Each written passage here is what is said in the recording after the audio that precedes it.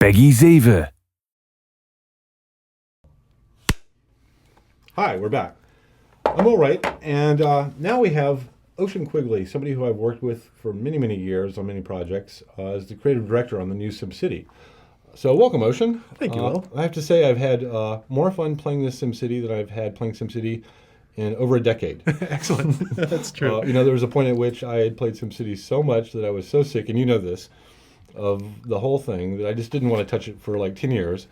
But now, having played the new version, I really have had a surprising amount of fun. Excellent. So I want to thank you for that. Thank you. Yeah, we tried to take the thing that was magic about the original SimCities and contain it and then bring it forward into something new. So hopefully you felt it. Yeah, I mean, there was a sense of familiarity, with kind of what was going on in building a city and people moving in and all that stuff. But yet the presentation of it, as I immersed myself down at the street level, could hear the people, watch them moving around, I really got the sense of what it would be like to live in the neighborhoods.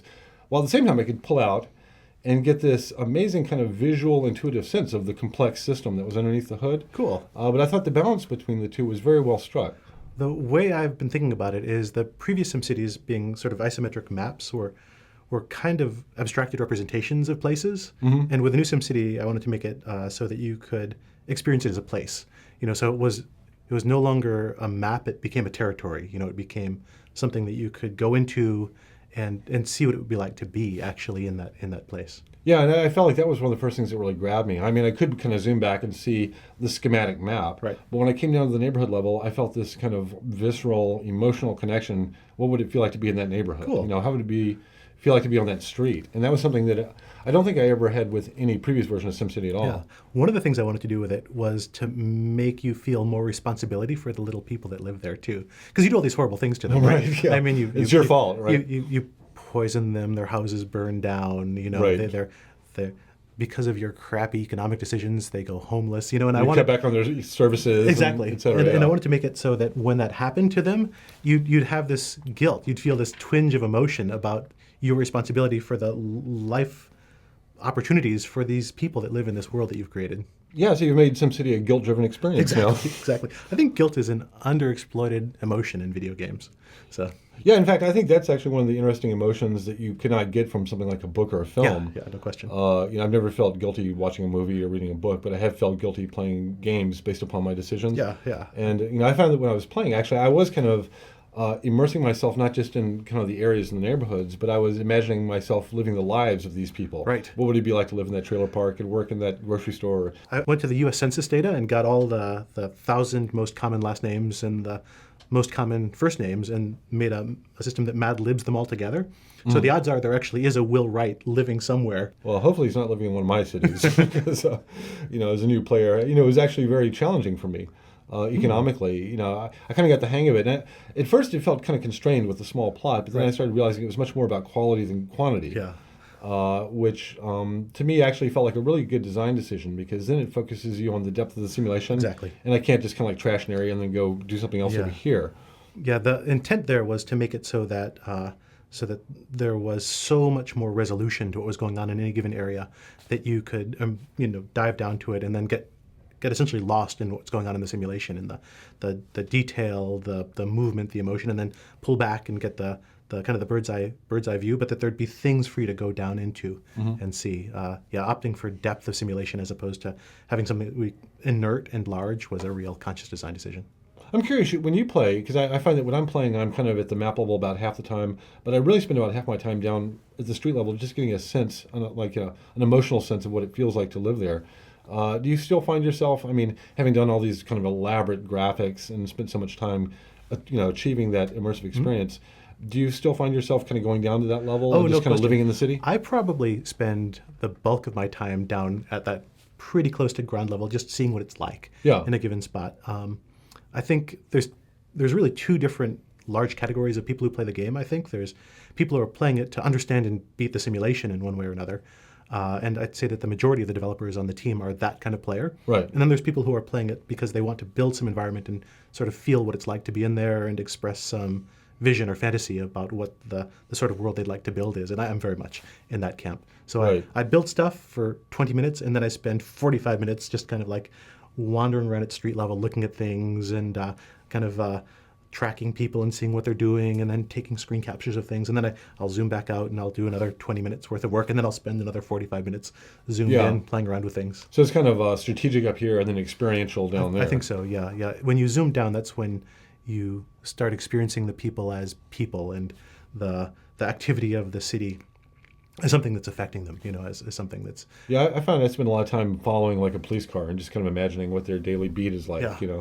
And as they drive through different neighborhoods, I'm getting a sense of, oh, that's a kind of a scary neighborhood. That's a nice neighborhood, Yeah. And I really like that it's almost a narrative that you're building, through 1,000 different eyes Yes. of what your city feels like to live in. But yeah, and each one of the little Sims, they're trying to live their lives. You see a little Sim walking down the street, it's trying to go shopping, it's trying to get to the hospital, it's looking for work.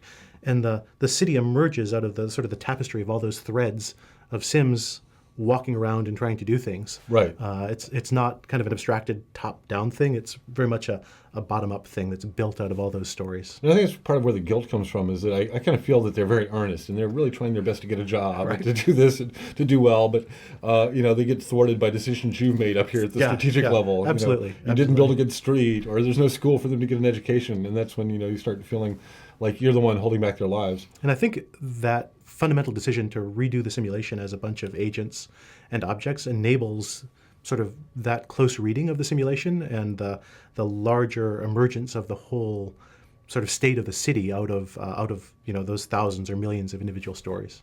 Yeah, Snow and I discussed that a bit. I mean, it does feel like a very fundamental shift away from kind of a spreadsheet experience to now kind of a terrarium with thousands of little creatures living their lives absolutely. inside of this box. And it did feel like that in playing the game. I did feel like there were thousands of little agents living their lives, driving cars, waiting at bus stops, going to school, all those things. And that authenticity, I think, gave me a totally different emotional connection to the experience, that I was having as a mayor.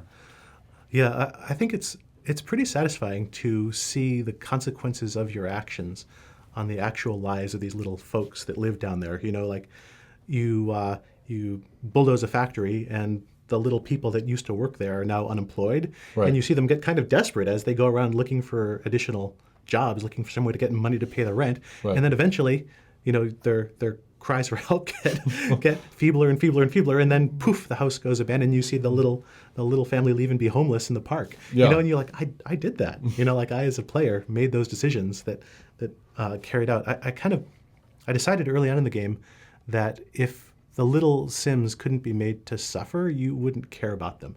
If they were invulnerable, if they didn't need anything from you, If they just poofed and disappeared. yeah, exactly. Then you wouldn't have any reason to care about them or care about their well-being. But by making them fragile, by making them people that need your help to live their lives, you feel a sense of responsibility and compassion for them, I think. And that's one of the things that gives the game emotional heft.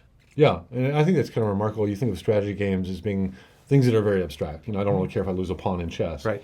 But to take that kind of strategic depth and gameplay and turn it into kind of a deeper emotional experience, I think that so much of the technology that you put into this, the visuals, the sound, etc., are toward that end. Right. And it's not just a matter of adding lots of bells and whistles or just making the graphics look prettier, but it really is toward the end of getting the player emotionally connected to this complex thing that they're building. And I think that was actually part of your genius with taking real-world objects like cities and people as your subjects. They come loaded with all this emotional meaning.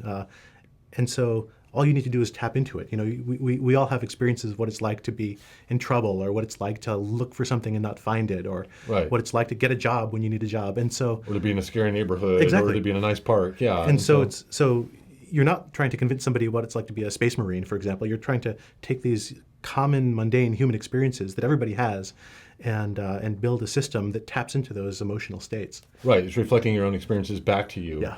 But now you have a totally different level of kind of responsibility and control over it. So all in all, I spent a lot of time, kind of playing with the basic stuff, the core city, building the roads, building it up. And then I just started getting into the specialties, kind of exploring, an ore town or a tourist town. And, I was just trying to really get a glimpse of the diversity of cities. Not every city is going to be this monolithic, one-size-fits-all thing. But in fact, you get these totally different flavors of cities. And that's something I'm just kind of getting into. And also the idea of the region gameplay and trading with neighbors. Right. the kind of multiplayer thing. But I've been just remarkably impressed, not just with this as a game, but with my history of this and how much time I'd spent thinking about it, to be kind of surprised and delighted as much as I had by such a new interpretation of it. Right. It must be like seeing your kid go off to college and then come back years later. That's what became of you.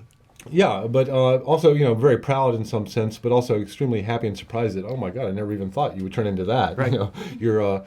Your success exceeded my expectations. Cool. I can't thank you enough for doing such a great job with this. I'm really looking forward to your next project.